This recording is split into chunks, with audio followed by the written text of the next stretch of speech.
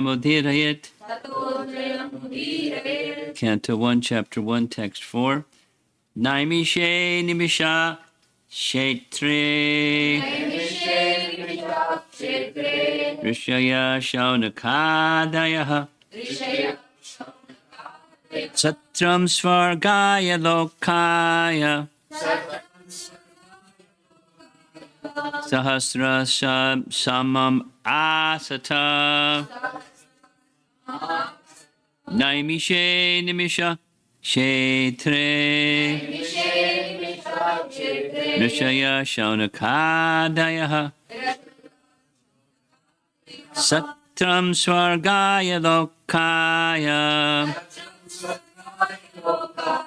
Sahasra samam asata. Once in a holy place in the forest of Naimisharanya, great sages headed by the sage Shaunaka assembled to perform a great 1,000-year sacrifice for the satisfaction of the Lord and his devotees. Purport. The prelude of the Srimad Bhagavatam was spoken in the previous 3 slokas. Now the main topic of this great literature is being presented. Srimad Bhagavatam, after its first recitation by Srila Shukadeva Goswami, was repeated for the second time at Naimisharanya. In the Vaya Tantra, it is said that Brahma, the engineer of this particular universe, contemplated a great wheel which could enclose the universe. The hub of this great circle was fixed at a particular place known as Naimisharanya. Similarly, there is another reference to the forest of Naimisharanya in the Varaha Purana, where it is stated that by performance of sacrifice at this place, the strength of demoniac people will be curtailed, or is curtailed. The Brahmanas prefer Naimisharanya for such sacrificial performances. Paragraph. The devotees of Lord Vishnu offer all kinds of sacrifices for his pleasure. The devotees are always attached to the service of the Lord, whereas fallen souls are attached to the pleasures of material existence. In Bhagavad Gita, it is said that anything performed in the material world for any reason other than for the pleasure of Lord Vishnu causes further bondage for the performer. It is enjoined, therefore, that all acts must be performed sacrificially for the satisfaction of Vishnu and his devotees. This will bring everyone peace and prosperity. Paragraph. The great sages are always anxious to do good to the people in general, and as such, the sages, headed by Shaunaka, and others assembled at this holy place of Naimisharanya with a program of performing a great and continuous chain of sacrificial ceremonies. Forgetful men do not know the right path for peace and prosperity. However, the sages know it well, and therefore, for the good of all men, they are always anxious to perform acts which may bring about peace in the world. They are sincere friends to all living entities, and at the risk of great personal inconvenience, they are always engaged in the service of the Lord for the good of all people.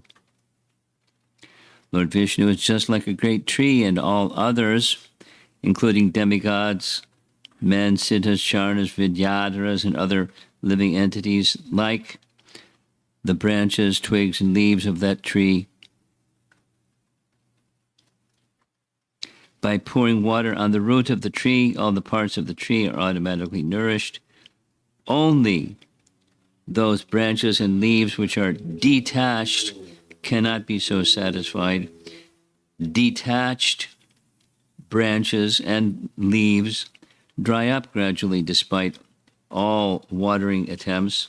Similarly, human society, when it is detached from the personality of Godhead, like detached branches and leaves, it is not capable of being watered, and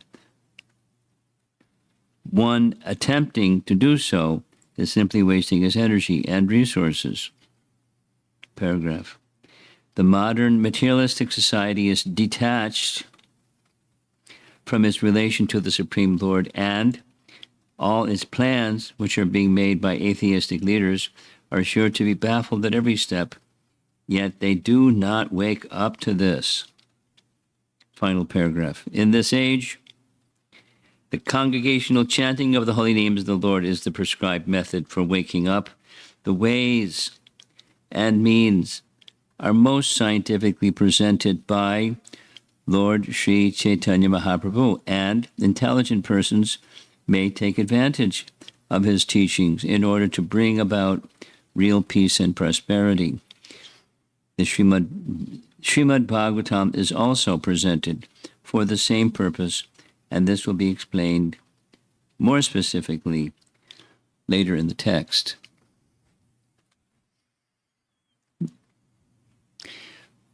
While reading the purport, I'm thinking, Srila Prabhupada sitting in a little room in Radha Damodar Temple, and before that, the Vangsi Gopal little room that he stayed in for some years. And the attempt to communicate transcendence to a world that was disconnected, and how to reconnect.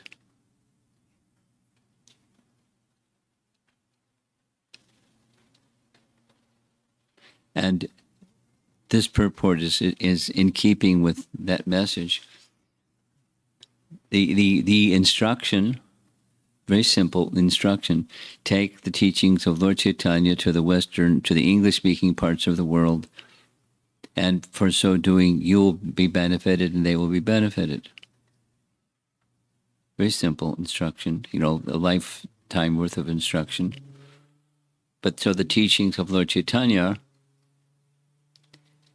strategically, the teachings of Lord Chaitanya are the teachings of Srimad Bhagavatam. The teachings of Srimad Bhagavatam are the teachings of Lord Chaitanya, embedded right in the purport.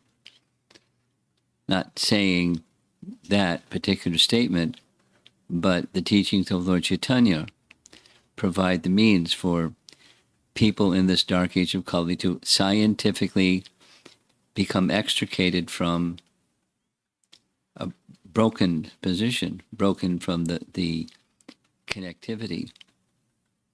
So how to reconnect a broken branch from a tree when it's already broken, or twigs or leaves when they're already broken. I don't know if any botanist can do that, or horticulturist can do that. But from a spiritual perspective, the reconnecting is made possible despite watering doesn't benefit the broken branches and so forth. The reconnecting makes it, the watering, successful. So what's the reconnecting? Yoga, bhakti yoga, and for this age, hearing the holy name of the Lord and hearing Srimad Bhagavatam, both. So they both do the same thing. They're meant to go together. Chanting is meant to be accompanied by hearing Srimad Bhagavatam. Hearing Srimad Bhagavatam is meant to be accompanied by chanting of the holy name.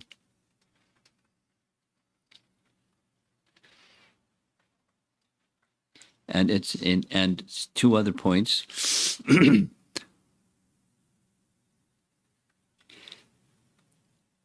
The circumstance is, apart from the recitation of Srimad Bhagavatam given by Shukadeva Goswami to Maharaj Parikshit, the significant chronology is Kali Yuga has begun.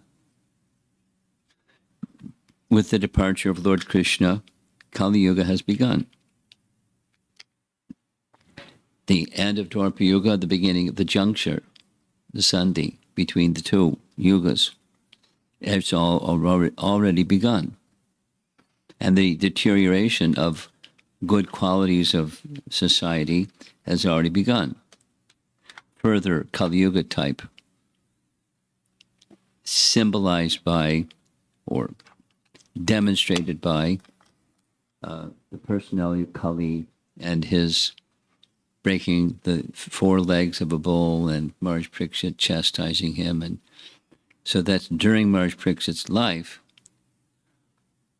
Kali Yuga has already begun. And now, because the demise of Maharaj Parikshit is also connected with the symptoms of this age of Kali, creating the opportunity for him to be the receiver and Shukadeva Goswami being the speaker. So the means for counteracting the perils of this age of Kali. It's all within the Bhagavatam, and that's for us, the perils of the age of Kali. And we face them. There's no exception. It's not for a certain class of people, etc., etc. Without exception, everyone is subject to the age of Kali. Just like, the change of temperature. It was really hot. No, they're saying plummeting temperatures.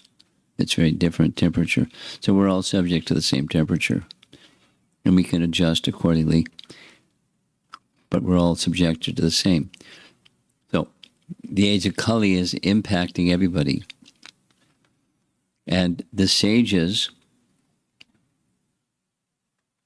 headed by Shaunaka,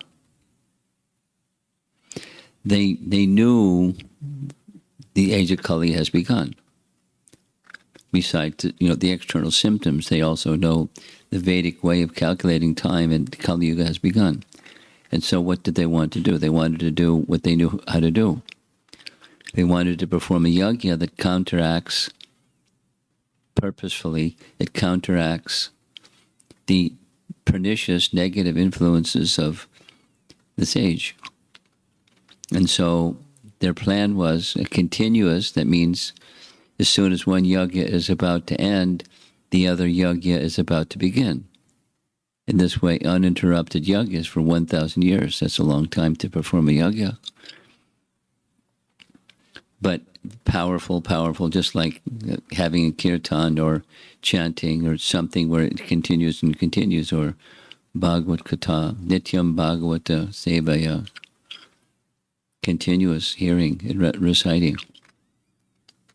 Both. So that was their plan.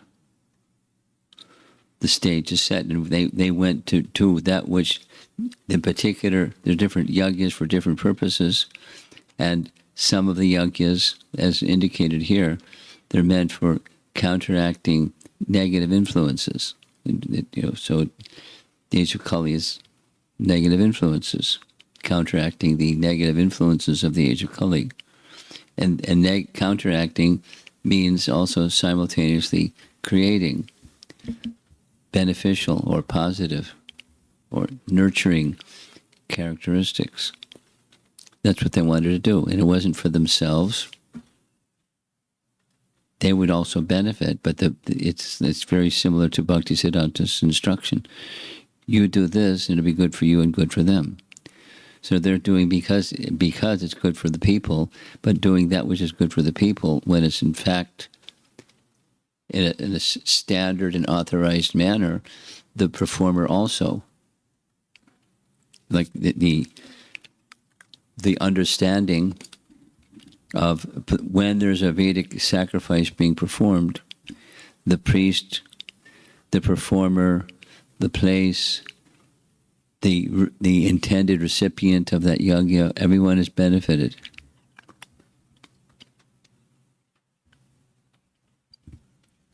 Obviously, the qualified priest is especially benefited because he does it again and again and again, one after the next. But in this age of Kali, where's the qualified Brahmana that can do proper sacrifices of any kind? Therefore, again, the circle comes around to the age of Kali, that's chanting of the holy name. And a lifestyle or a principle of conduct to live by is that which is pleasing to Krishna, by hearing about Krishna and becoming attracted to Krishna. So that's the circumstance, and now that coming up is right in their midst. Here comes Shukadeva Goswami, and there's Sutta Goswami, and Sutta Goswami is being recognized as a qualified person for all the sages that want to perform a sacrifice to hear from, because Sutta heard and has assimilated all of what Shukadeva Goswami spoke to Maharaj Pariksit. So this is, in other words, just setting the stage for Sutta Goswami to speak for the second time. That is, having heard and having assimilated, he can now speak. A second point is the phrase that Prabhupada liked. It's in the purport 3 times: peace and prosperity. Peace and prosperity. Peace and prosperity. Of course, this can mean different things depending upon context and the person who's using those terms. But peace is it's not just shanti, it's not just a state of neutrality, but a state where the abnormalities and disturbances of the present age, they're diminished, or even more, they're gone.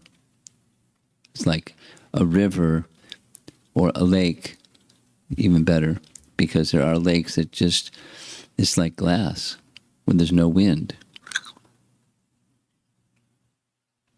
And very smooth surface, reflecting surface. But when there's wind, then that wind makes a little disruption on the surface of the lake, and it's the same glass-like circumstances going, what to speak of wind and waves. So peace indicates like no external disturbances. And to have a condition where there's no external disturbances in life, where's that? Because there's always disturbances. So then it's the cultivation of something internal. And when the internal is sufficiently strong,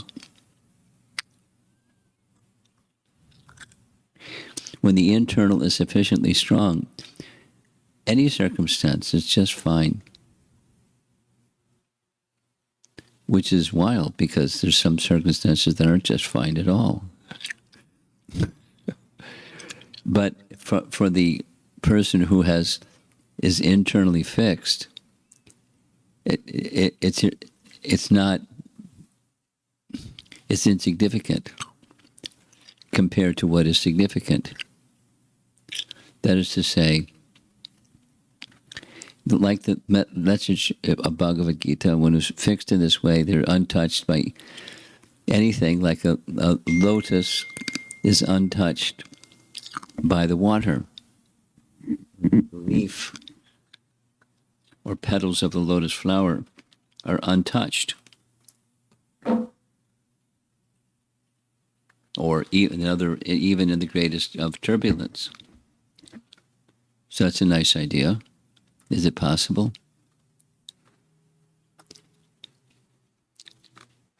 A classic example is, 2 classic examples that are often referred to, particularly by Prabhupada, is Ambarish and Arjuna. Ambarish, even when there was the fiery demon coming charging at him, his mind was unchanged, his body was unchanged. He remained completely peaceful in the face of him, a firing demon coming charging at him to chop him. He didn't move. It's not human. When something is coming at you without even thinking, your hands go up to protect the body. The arms protect the body. You have to think about it. It's just sympathetic nervous system acts, and if you have arms, your arms go up to protect the body. But he didn't. He just stood there. And not that he's a Stoic. He was fixed in Savaimana Krishna Padaravindayo. His mind is fixed in Krishna.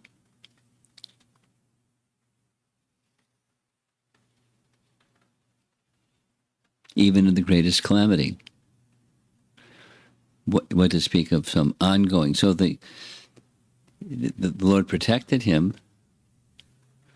And we're not necessarily going to be in the standard of Maharaj Ambarish, because we'll put our hands up if some danger is coming our way. They didn't.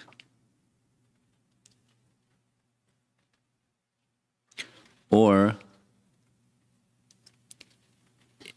the Bhagavad Gita lesson of Krishna describing the Dhyan yoga process, and Arjuna hearing it saying, it's impossible for me. And Prabhupada agreeing, it's impossible for Arjuna. As a householder, as a warrior, as a military man, engaged in so many activities. So how can Dhyan yoga be practiced effectively by such a person? On the other hand, because of his devotion, then he was able. So that the method and the inner strength are quite different than just building the controlling the mind muscle by practice and tolerating things, the cold of the winter and the heat of the summer, and the material elements that are hard to just ignore.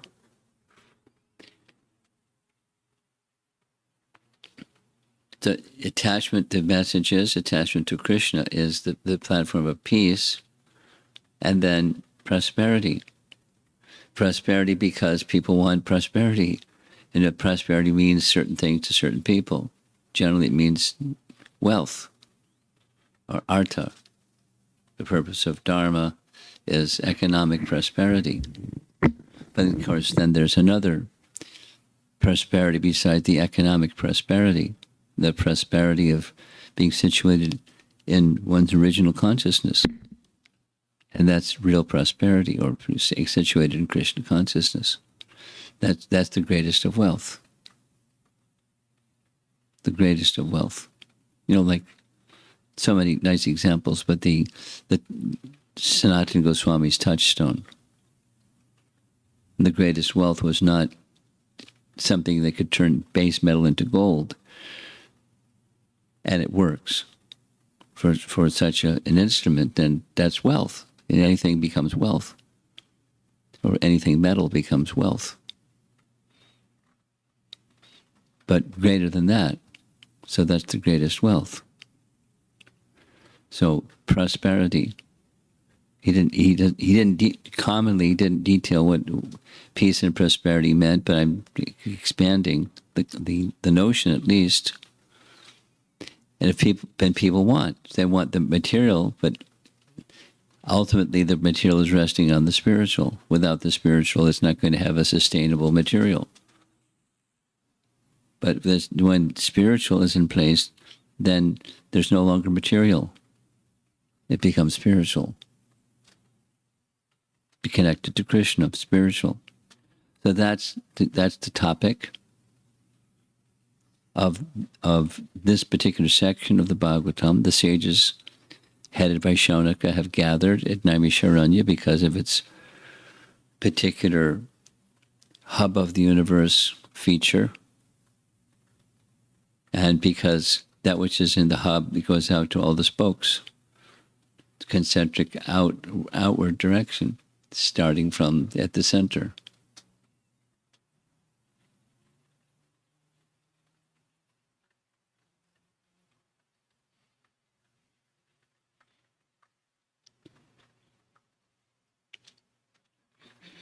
The final point.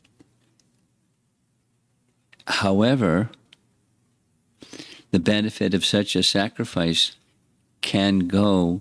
will go to all those who are connected, and those who are disconnected, that's the age of Kali, disconnected. Then no matter how much you water the root of the tree, though the disconnected broken branches aren't going to get water. So how to again connect them? So then it's not just a yagya that brings nourishment to the parts of the tree, but the process that reconnects the broken branch to the tree.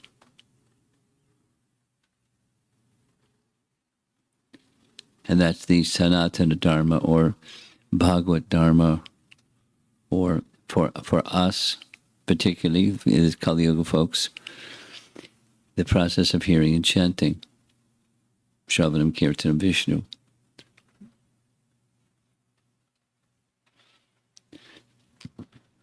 And by the hearing and chanting process, the connection is restored, although broken.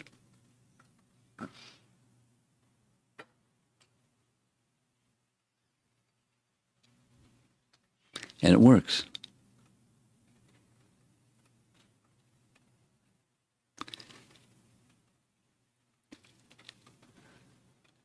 Amara, I was thinking more. I'm going to write to Vishaka and share with her that question yesterday and the answer, because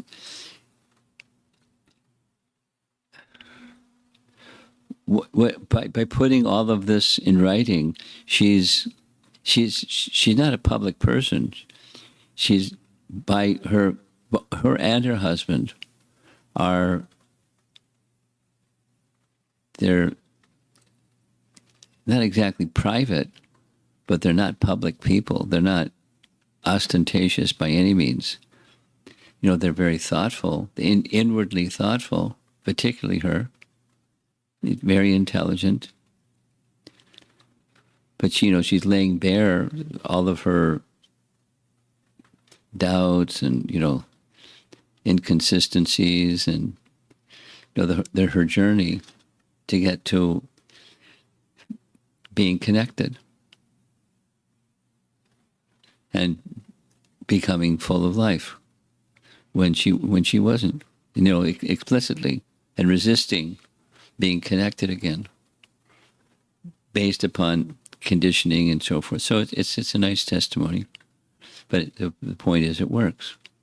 And again and again and again, Prabhupada would point to his Western European American disciples before their lives were what they were, and now they're bright-faced, and now they're setting an example for when his Prabhupada's phrase, the white elephants, bringing the white elephants back to India, and the parade of white elephants was you see a white elephant, it's like you take notice. Then a whole bunch of white elephants, a whole herd of white elephants, you take notice. And parade the herd of white elephants through the street, and you take notice. So it was, and then he would point. Of course, therefore, I'm going to end. Each one of us, whatever we're white elephants or brown elephants or black elephants or pink elephants or any elephants, it's important that the character and conduct matches what a worshiper of Vishnu is, or a devoted follower of Vishnu is. And it happens, the good qualities become manifest in those that are connected. But if there's just a behavior, but not a more formal connection, then we're not representing Vishnu nicely. And it's a turnoff. People will naturally point to this fault, that fault, the other fault. Especially when it's really, it's inappropriate. And sometimes faults are found when there's no fault. But even if one is a sincere follower, even if the less than perfect standard is there, that person is on their way by continuing to cultivate a sincere and genuine effort to apply oneself to the process. That's Lord Chaitanya's gift and the Bhagavatam's gift. The hearing and chanting and living accordingly to what has heard and chanted. And that takes a while. Generally. Okay, let's see if there's some discussion.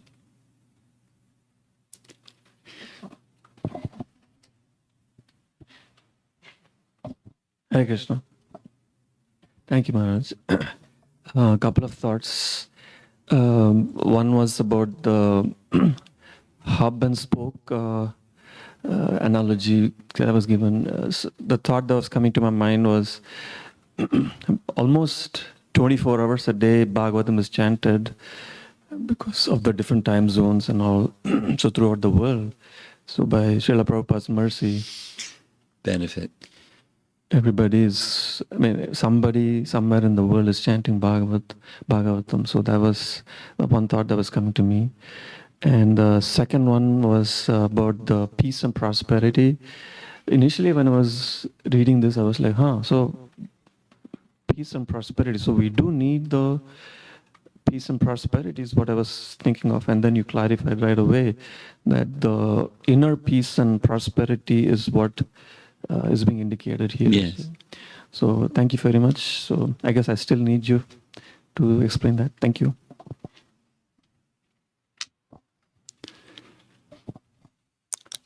Comments or question? Anyone?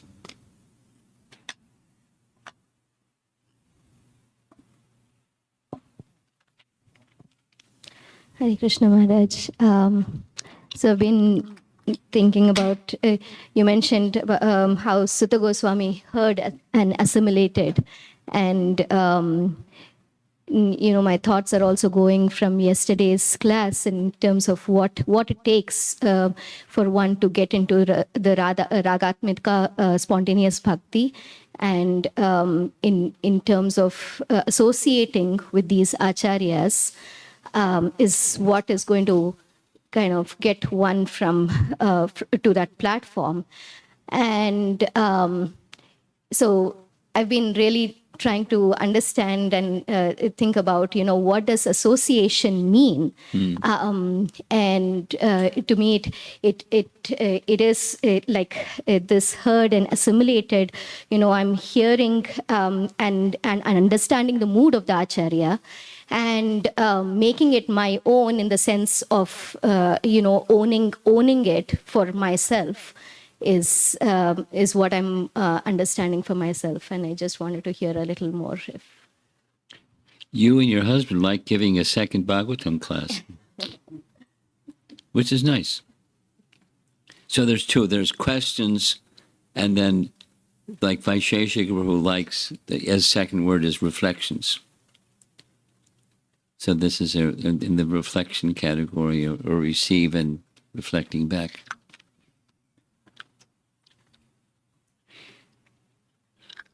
Owning it, another way of saying owning it is it enters the heart. And then the act from the heart, and then it becomes me. Or, as opposed to the other me, the before, and then the after. So that the transformed awakening of that sound vibration becoming The Sanskrit phrase Shrinvanti, Gayanti, Grananti Sadhavaha, same. Hearing, chanting, and entering within. Shrinvanti, Gayanti, Grananti Sadhavaha.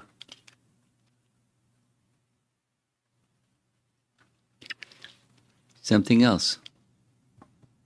Yeah. Thank you very much, Guru Maharaj. So I was thinking in terms of circle of concern and circle of influence, and reconnecting the like the separated branches and twigs back to the root. And I feel I have a lot of concern about different things, these environmental changes and Adi-Daivik miseries that are coming every day. We are hearing a lot of lives are being lost. And I connect it with what Prabhupada said, that so much like slaughtering and everything is going on, and it's Exploitation. Yes? That's what you're saying? Yes. Yeah. So I really feel that urgency, like Shweta Mataji mentioned, owning the mood of our spiritual master or acharyas. But many times you yourself feel that, are you connected enough? Do you have that much of strength? What is your circle of influence? Mm. And there, it's just stagnancy or blocking the thoughts even. But there Why? Why blocking the thought? If I'm not there yet, why am I blocked? So this, have I understood your statement correctly? Yes. Okay. Yes, Guru Maharaj. But like there's an obstacle, but not blocked. Yeah. Okay. There's an obstacle. Yeah. Yes. But this urgency that I'm feeling from within, nothing is happening with it. It's just there, and it What's feels not happening? like there is a concern, but there is no influence, or there is no activity. Well, you can say no, but you can also say modest or insufficient. But careful. You exist. You're not a non-entity. So my understanding, Guru Maharaj, is like as much as we can go deeper in our own sadhana. Purity is the force. Maharaj, just one more question I have. Okay. So about this peace, and you gave example of Ambarish Maharaj, that he was just not affected at all. And in our lives, sometimes we see that, like Krishna said to Arjuna also in 10th chapter, almost the last verse, that this is just a splendor of my power, what you are seeing. So if some big events are happening or something is happening, it's just no more a surprise, because we feel that, oh, yeah, it's possible. I mean, Krishna can do anything. If some, like, sadness is coming, I don't know like how much more sadness could be there, but whatever, if it at all is there, then also we think in terms of, oh, it is Krishna's mercy, probably Krishna wants to teach us a lesson. So it's just being, is it being just neutral, or just not being enthusiastic about things, or how to take this? How to take in a proper when you're way. saying this, what's the pronoun? What's the this refer to? The disconnection? Or insufficiency, or what's the this? Neutrality, will it take us to in a like a callous zone or something, or we are being sensitive? Why neutrality? We are acknowledging like Krishna's splendor. But that's not neutrality. That's positive. But we are not feeling joy inside. It's just understanding, intellectual. So, supposing you're to have a disease, and you come to the doctor and he gives you some medicine, and I'm not well yet. We're diseased. That's not natural. And how long will it take for the disease to be cured? Depends on how severe the disease is and how good the doctor is.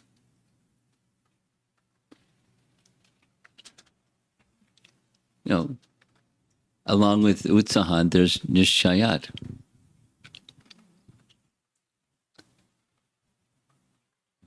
This is a similar topic. You know, results may not come quickly. That was a topic from yesterday evening. Then what?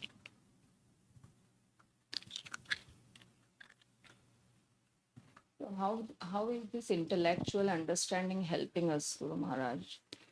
Well, it gives you at least a principle to move towards.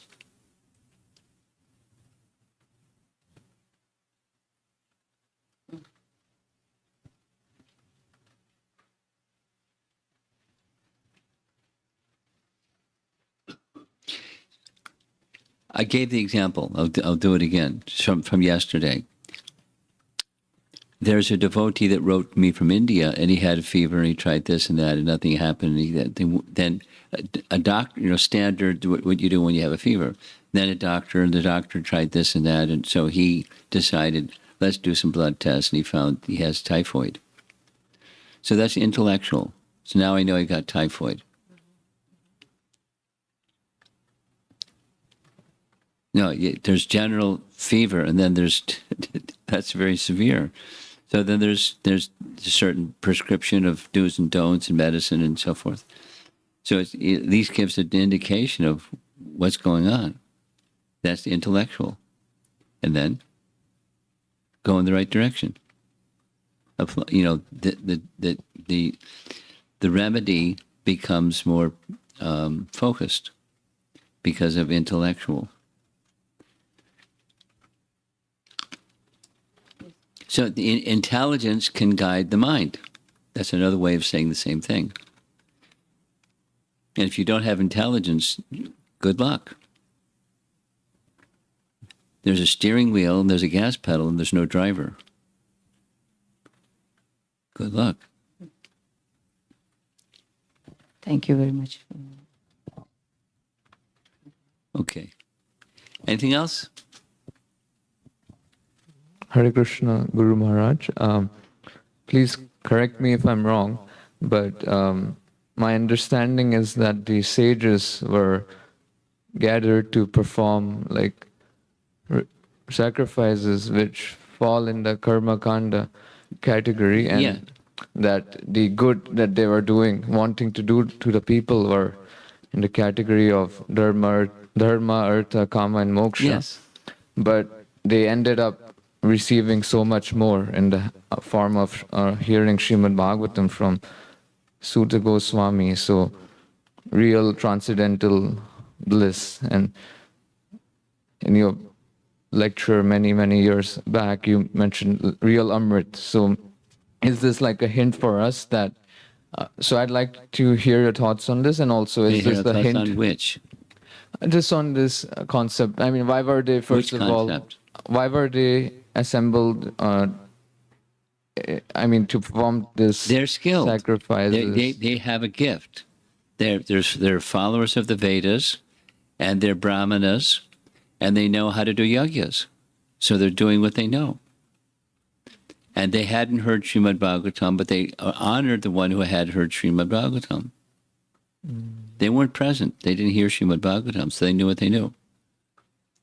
And they knew the sutta did, so they wanted to hear from sutta. So they weren't stuck or proud. Yeah, I was just curious why didn't jump Why right what? to, why didn't they like perform congregational chanting or something? Because they like weren't aware. They knew what they knew. They hadn't heard Srimad Bhagavatam. that? Thank you. That's the benefit of hearing and chanting. They can go along with that which is Vedic. There's no. Let's step back and say it positively.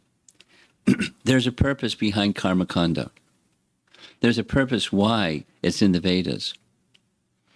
And the purpose is, some persons, they only want stuff. So here's how you get stuff. The material peace and prosperity. You do this virtuous activity, you prosper.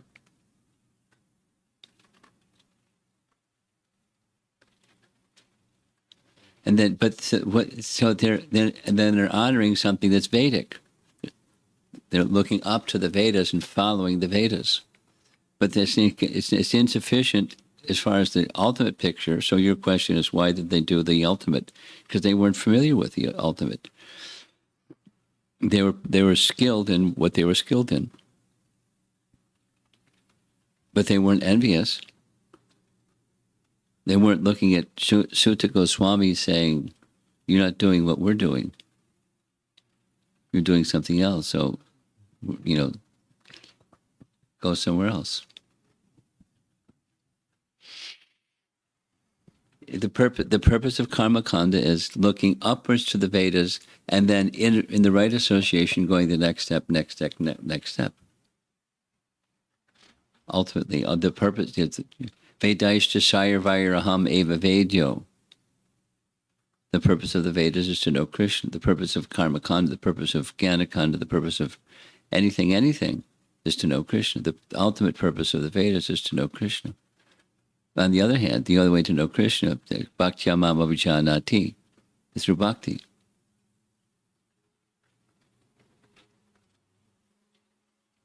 So a strict follower of karma kanda isn't going to know beyond karma kanda unless there's association of one who's beyond karma kanda, and they're not envious.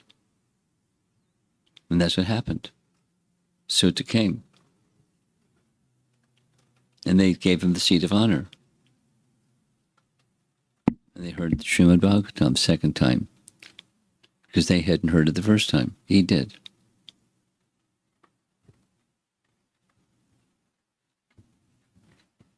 Then back to Sweta's,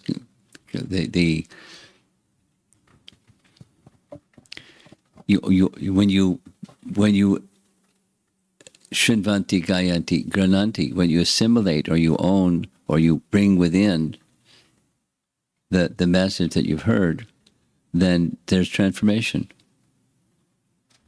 So the Shaunaka and the others became very elevated beyond, Jaggic Brahmanas. Nothing wrong with Jaggic Brahmanas. They're important for the elevation and purification of society.